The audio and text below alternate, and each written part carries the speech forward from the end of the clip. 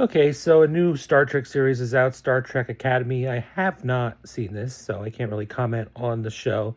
But, just as every time a new Star Trek comes out, a whole bunch of people come out not understanding the entire concept of Star Trek. They get mad that there's what? Somebody is obese, somebody has glasses, somebody lounges weirdly in a chair. People get upset about things like that. It's perfectly fine not to like this series or any other Star Trek series because you don't like the writing, you don't find it interesting. There's plenty of things that I have about the new Trek that I'm not fans of.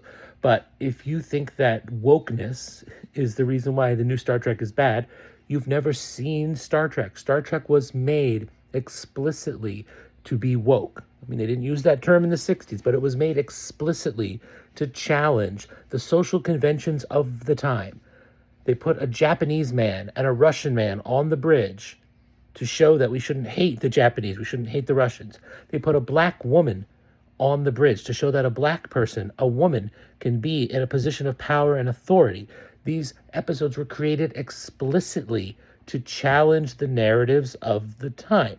They had an episode in which people were literally half black and half white, but they were different halves of their faces, which were black, so therefore they hated each other and murdered each other into extinction. They explicitly called out the Vietnam War, not just in the abstract, specifically called out that war and said how evil it was. Some of you felt that the progressivism, the wokeness needed to stop, in 1969? Or maybe, if you like the Next Generation War, 1987. Anything that was considered, oh yeah, we can challenge the social conventions of anything before 1969, before 1987. But any new social conventions we shouldn't examine. I mean, that's ridiculous.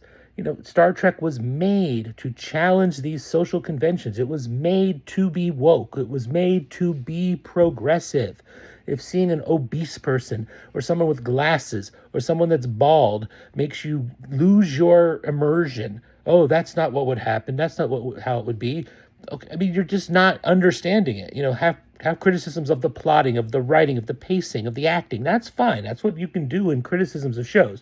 But a show that was made to be woke, that was made to be progressive, that is still doing those woke and progressive things, if you don't see that, you're the problem. So, learn how to watch stuff better. Thank you.